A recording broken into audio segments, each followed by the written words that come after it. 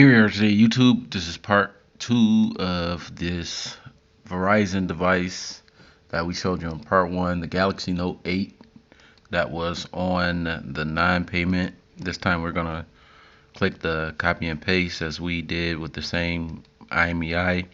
Click next.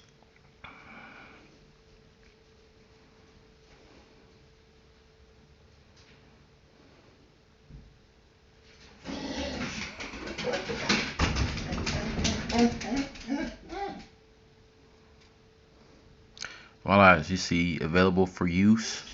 So we're going to go ahead and make a new page, and then I'm going to go ahead to Swapper to show that everything is definitely updated.